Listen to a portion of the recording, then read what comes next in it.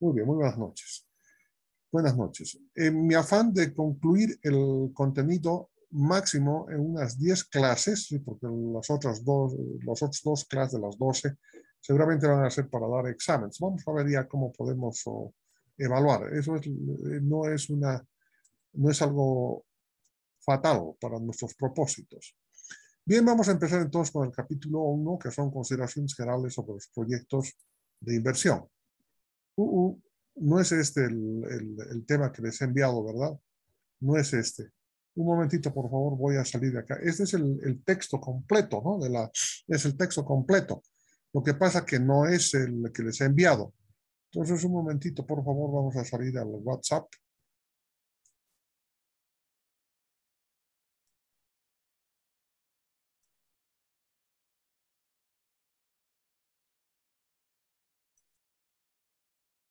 No estoy pudiendo hacer. Ahí está, muy bien.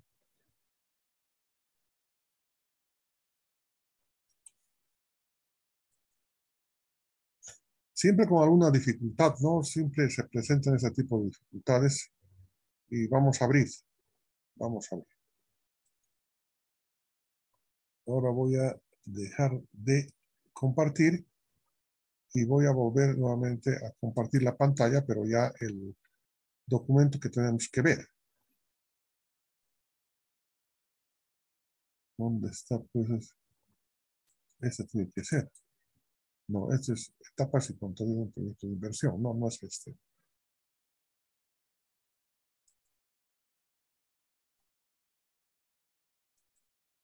Un momentito, por favor.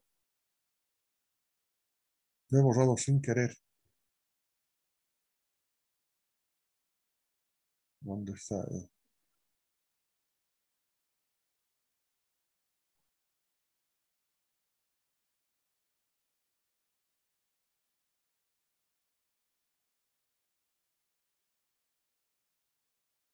He abierto.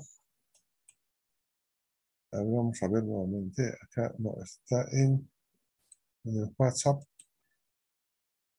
Eso es uno. Un momentito, por favor. Yo mismo me he hecho aquí un pequeño etapas y contenido de proyecto. No, no es este. Este es.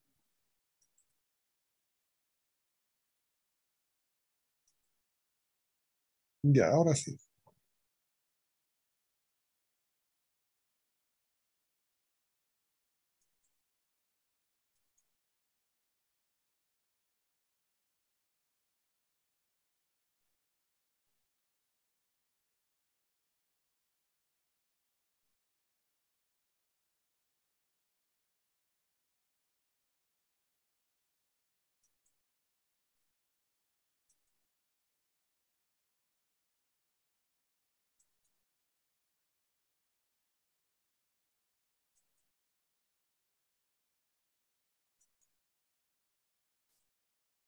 Ahí está. Ahora sí podemos ya desarrollar.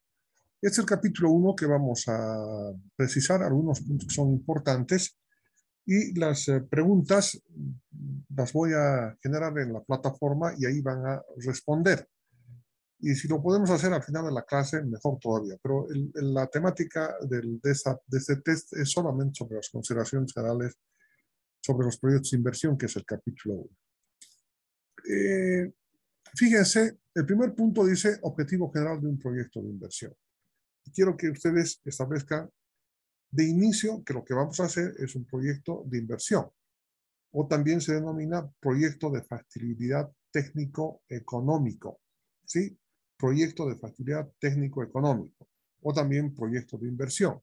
Pero todo el mundo dirá, pero en todo proyecto se hace inversión. Pero quiero hacer la siguiente consideración. Ustedes están viendo ahí dos establecimientos educativos, ¿de acuerdo? El de la derecha, si no me equivoco, es el Liceo Venezuela, ¿no? Es el Liceo Venezuela, cita en Cali, en Gavi, y el otro es un colegio particular, de cualquier lugar, pues aquí de La Paz, etcétera, etcétera. Para construir estas dos infraestructuras, ¿sí? Se necesita un estudio técnico y económico. Claro, el estudio técnico son los planos, los cálculos estructurales, el diseño eléctrico, electrónico si hubiera, etcétera, todo toda la parte técnica. Y económica, ¿por qué? Porque para hacer una edificación de ese tipo se necesita dinero y lo mínimo que tienen que calcular es el presupuesto. Y ese presupuesto indicará cuánto va a costar toda la edificación. Bien, hasta ahí en ambos, tanto en esta infraestructura de educación particular, privada, y en esta otra infraestructura de educación estatal, hay una diferencia en la inversión. En ambos casos, se tiene que hacer estudio técnico y se tiene que hacer estudio económico, en ambos casos. Pero ¿cuál es la diferencia entre el primero y el segundo?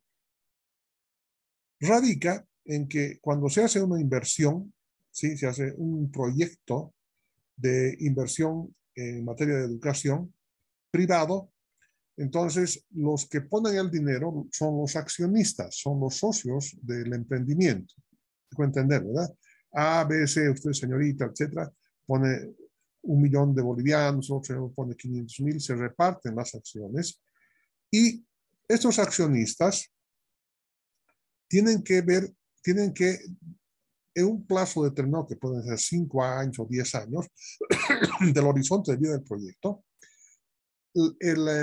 ese proyecto tiene que devolverle su inversión. O sea, los accionistas tienen que recuperar su inversión, su platita. Me dejo entender, en el lapso de 5 o 10 años. Pero al mismo tiempo, estos socios capitalistas, durante el periodo de trabajo, ¿sí? del proyecto, ellos van a recibir también, ¿sí? Al concluir cada gestión, van a recibir un dinero por efecto del reparto de los beneficios que se tienen. O sea, al margen de pagar cuentas, etcétera, de devolver el dinero a los accionistas, también, ¿cierto?, va a pagar un dinero, porque su dinero está invertido. Por el momento los estoy comentando con palabras fáciles. Bien. Mientras que en el segundo, que es un establecimiento de educación fiscal, el Estado invierte, pero el Estado, o sea, no cobra dinero, ¿cierto? Entonces ahí va a estar invertido el dinero, se va a dar educación, ¿sí? Pero en el primer caso, estos estudiantes pagan, ¿sí? Seguramente por semestre pagarán $200, por ser $300, mientras que aquí el estudiante no paga. Ahora, ¿quiénes reciben mejor instrucción? Cuidado que puede ser de que acá den mejor educación que en este otro sistema. Aunque claro, las cosas aquí son controladas, etcétera, por el mismo Estado. Pero fíjense la diferencia. Radica en que aquí se producen beneficios, aquí no. ¿Sí? Por el momento no se producen beneficios. Y es la diferencia. Entonces, veamos básicamente qué es lo que pasa, ¿sí? Cuando se construye un puente. Supongamos el puente de las Américas, ¿sí? El municipio construye un puente uniendo dos barrios de la ciudad de La Paz y ahí está el puente. ¿Se ha invertido cuánto? Pues supongamos $7 millones. Supongamos, no sé exactamente la cifra. Supongamos $7 millones. Pero esa obra, sí, por la utilización de esa obra, por cruzar el puente, nadie le cobra nada, a nadie, nada. Entonces utilizan, pero es mucho dinero invertir $7 millones. Pero ahí está, porque era una obra de infraestructura urgente para aumentar la velocidad de transporte y la comunicación entre diferentes barrios de la ciudad de La Paz. ¿Me dejo entender? Entonces, ese es un proyecto técnico, ¿cierto? O sea, ahí se hace todo el cálculo estructural, se hace el presupuesto también, pero a nadie se le pasa por la cabeza de que va a recuperar. Ahora, lo que pasa, ¿por qué vía se recupera? Es por la vía económica, ¿no? Entonces, ¿cómo afecta eso a la economía? Seguramente en el ahorro de combustible. En vez de que un coche, o sea, en aquellas épocas, haya tenido que caminar 1 kilómetro y entrar en trancaderas, etcétera, para aumentar para poder pasar de un lado al otro, entonces ha tenido que haber mayor gasto de gasolina, de combustibles. Entonces ocurre, ¿sí?, de que para la economía en general, supongamos que sea un 20, que ese puente haya mejorado la comunicación entre Villa San Antonio, por decirles, y el centro. ¿De acuerdo? Ya, esa comunicación ha ahorrado 20% en materia de combustible. Eso multiplicado por los 365 días que tiene el año y por los 10 o 20 años que tiene, entonces ese es el dinero que se le ha devuelto a la economía en general. Evidentemente no se han producido beneficios financieros, pero sí beneficios para la economía. Entonces continúo con esto. Dice, en ambas concepciones debe existir un cuerpo de información económica y técnica que informe del requerimiento de un capital para la inversión. En ambos proyectos, ¿sí?, en el educativo privado y en el educativo estatal, ¿sí?, tiene que haber un monto de dinero, tiene que haber un presupuesto, ¿de acuerdo?, para cumplir con el objetivo del proyecto. La diferencia del denominativo proyecto de inversión, ahí está, es que considera el retorno de la inversión en forma de beneficio financiero. ¿De acuerdo? Entonces, los proyectos de inversión, los que vamos a estudiar, consideran la generación de beneficios. Y ustedes podrán ver en la parte posterior a mí, acá, es el último tema que vamos a desarrollar también en la asignatura, que es la evaluación del valor actual neto y la tasa interna de retorno, que estarán viendo ahí con algunas... sí, además les debe estar llegando bien porque está saliendo adecuadamente. Yo sí no estoy muy bien iluminado en la cara, pero es lo de menos, ¿verdad?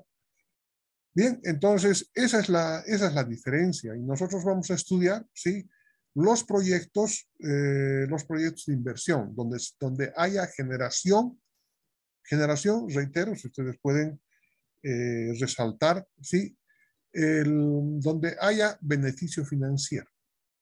¿Cómo se obtiene el beneficio financiero? A través de una comparación, ¿sí?, entre todas las utilidades más los dineros que no pasan a terceras manos, ¿cierto?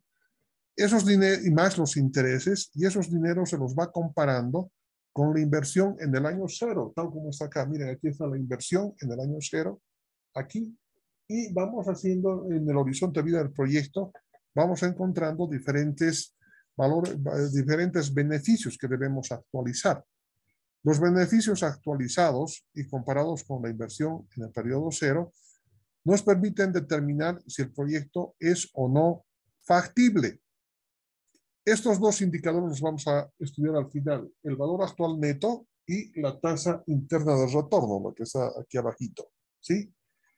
Esos son los dos indicadores financiero-económicos que determinan si un proyecto es o no factible. Bien, seguimos. Y ahí tienen, ¿no? Fíjense, ahí están los planos, más dinero. Entonces, eso se puede convertir, ¿sí?, en un ambiente, en una fábrica, en un puente, etc. ¿Sí? Nosotros no estudiamos los beneficios que pueda dar un puente. Pero ustedes me dirán, ¿pero qué pasa con los caminos? Sí, pero los caminos solamente recaudan dinero, no con el objetivo de producir beneficios acá en el país. Atención, por favor. Pero ¿por qué recaudan? Solamente es para el mantenimiento de las carreteras, que por supuesto no alcanza, ¿no? Creo que son muy pocas las carreteras en Bolivia que logran cubrir el costo de realizar el mantenimiento, que también es otra situación muy especial. Pero en definitiva, quedamos que nosotros estudiamos los proyectos de inversión, es decir, donde podemos vender el servicio, ¿cierto? Donde podemos vender el servicio. Venta de servicio o venta de un bien. Y eso es lo que tenemos que analizar. Esa es la diferencia con los proyectos de hacer una escuela, de hacer un puente, claro, hacer una escuela desde el punto de vista estatal, de hacer un hospital, etcétera, etcétera, ¿no? Pero ustedes dirán, pero en el hospital nos cobran. Evidentemente les cobran porque es también para poder, no es para cubrir, o sea, todos los sueldos y salarios de los médicos, no, solamente es para cubrir parte del mantenimiento, ¿no?, de las instalaciones. Bien. El proyecto de factibilidad técnico-económico, los que vamos a estudiar, los proyectos de inversión, ¿sí? Tienen que mantener un cierto nivel de coherencia, y aquí está bien clarito, ¿no? Tienen que ser coherentes, dice, ¿no? Tienen que ser coherentes con los objetivos de los planes de desarrollo sectoriales y los planes de desarrollo regionales. Cuando hablo de regionales, estoy hablando de la región. ¿Qué región hay? Región La Paz, región Chuquisaca, región Potosí, Santa Cruz, etc. Estas regiones, sí, a través de sus organismos de planificación, que normalmente están o en los municipios o están en las gobernaciones, ¿sí? O podría ser también a través del gobierno central también, ¿no? Entonces disponen dineros para hacer inversiones en ciertas áreas del desarrollo tecnológico, humano, etcétera, ¿no? Ponen dinero, ya. Y esos planes, ¿sí? O programas, planes o, ponemos y o programas, ¿sí? Vienen sectorializados y vienen regionalizados. Regionalizados porque se trata de regiones. Potosí, puede ser Oruro Potosí, también una región, ¿no? O puede ser simplemente Tarija. Pero también hay planes sectoriales. Y los planes sectoriales, sí, de desarrollo se refieren a la agroforestería, a la ganadería, a la minería, a petróleos, al desarrollo informático, no sé, o sea, todo lo que signifique desarrollo. Entonces, cuando se hace un proyecto, tiene que ser coherente con esos planes. Es decir, no sé, se me ocurre un proyecto para desarrollar un hato ganadero en el departamento de Santa Cruz de Llamas. Entonces, un poquito incoherentes porque la fibra ya no daría, ¿no? Con semejante calor, etcétera, y los mosquitos y todo, entonces no es muy coherente con el sector ganadero de la región de Santa Cruz, pero sí podría ser muy coherente con el desarrollo ganadero de la región Potosí y del sector agropecuario. Entonces, tiene que haber esa coherencia con los planes nacionales, departamentales, sectoriales, municipales. Tiene que haber, porque el Estado tampoco no autoriza, ¿cierto?, tan alegremente la construcción de una fábrica. En este momento, les daré el ejemplo de la leche. Fíjense cuántas plantas tenemos en este momento en La Paz. Una grande que es la de Pil, y deben haber unas 4 chiquitas, ¿no? Que es Delicia, Flor de Leche y no sé cuántas pequeñitas hay, ¿no? Que están dedicados a diferentes rubros de la producción lechera, ¿no? O de productos lácteos, que vemos en general. Bien, entonces, acá, en este contexto de la leche, ¿sí? El Estado no puede permitirse el lujo de decir, no, construyan una fábrica más, es inversión, y hay que recibir todo tipo de inversión. Esa inversión tiene que tener coherencia, ¿sí?, con los planes de desarrollo regional y sectorial.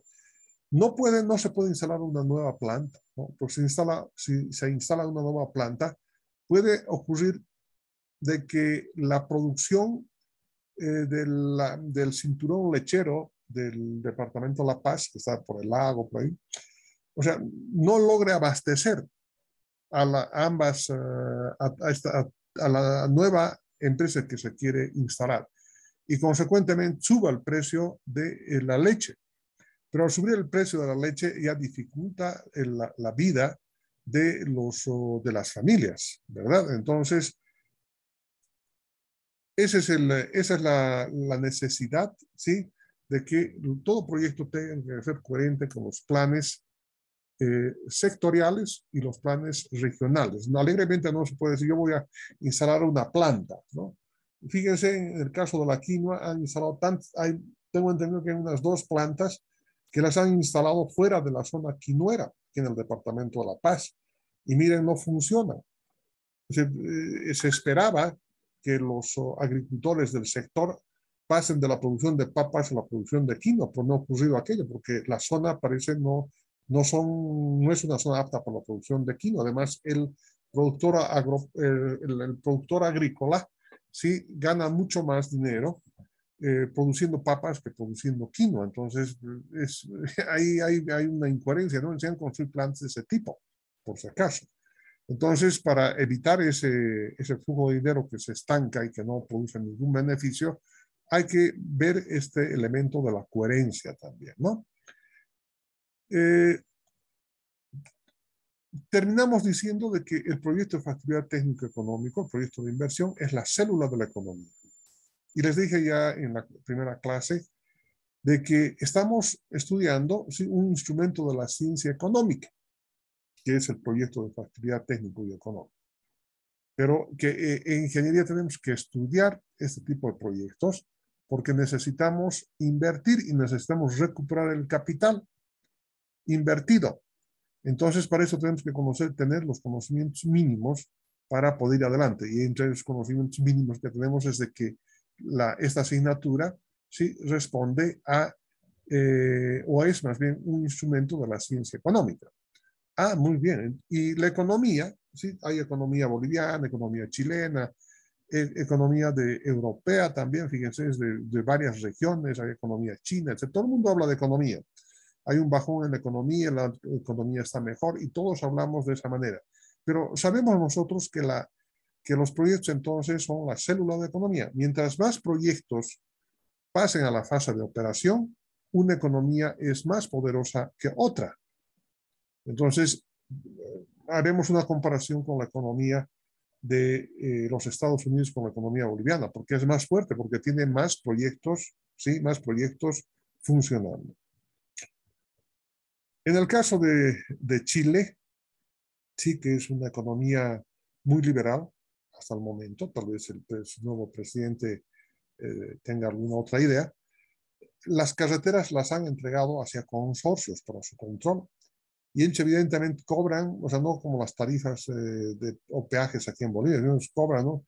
Por transitar 100 kilómetros tienen que pagar usted $15, punto. Y tienen que pagar porque tienen autorización del Estado, etc. Entonces, en ese caso, quienes han construido esa carretera están recuperando su capital. Pero eso está ocurriendo en Chile y posiblemente en los Estados Unidos, aunque en Chile sí sé que ocurre aquello, ¿no? Sobre todo con las autopistas. Como es célula de la economía, y entonces tenemos que preguntarnos cómo se mide una economía, de diferentes maneras.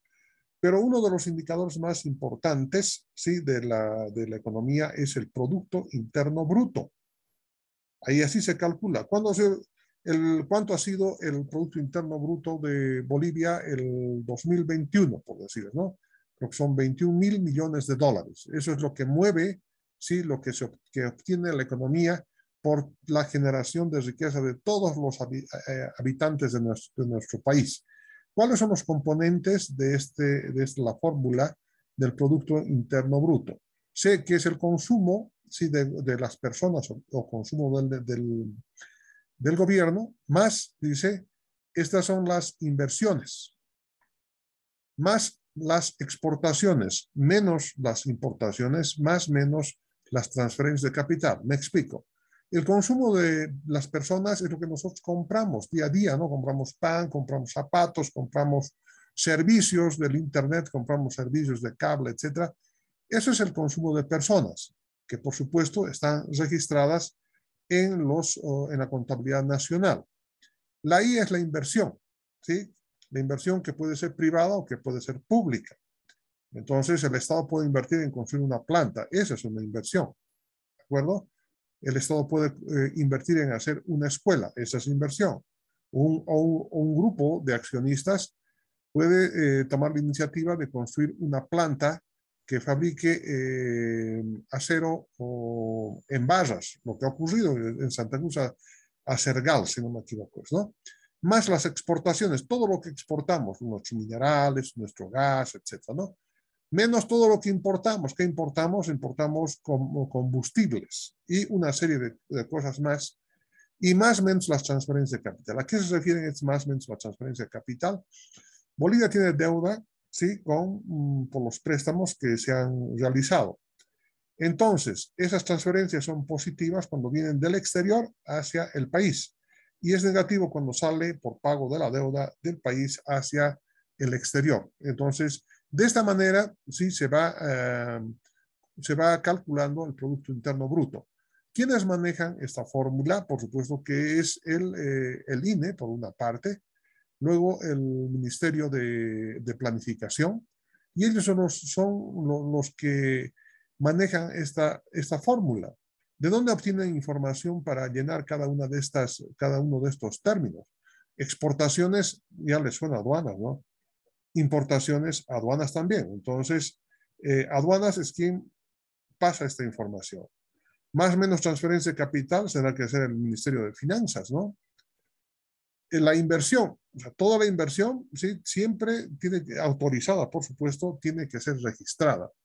Y el consumo de gobierno y el consumo de las personas, por supuesto, a través del pago de los impuestos, del IVA y de las transacciones, ¿no? Entonces ahí van compatibilizando impuestos internos y determinan, por supuesto, determinan el Producto Interno Bruto. No será al centavo, ¿no? Pero por lo menos, más o menos por el mes de febrero ya del pasado año, entonces el Banco Central es el que informa sobre la determinación del Producto Interno Bruto, que por supuesto se realiza sobre la base, ¿sí?, de la contabilidad nacional. De manera general, sí, quienes se ocupan del cálculo son el Banco Central de Bolivia y el Instituto Nacional de Estadística. Quienes registran las cuentas nacionales. ¿Dónde se generan esos cuentas nacionales? Ya les he indicado. Impuestos internos, aduanas de Bolivia y el resto de los ministerios donde se llevan los registros oficiales para la contabilidad nacional. ¿De acuerdo? Ahora, si ustedes se fijan nuevamente en esta formulita acá, ¿qué tiene que ver, pues, entonces los proyectos con esta formulita para hacer que esa economía sea cada vez más grande, ¿sí?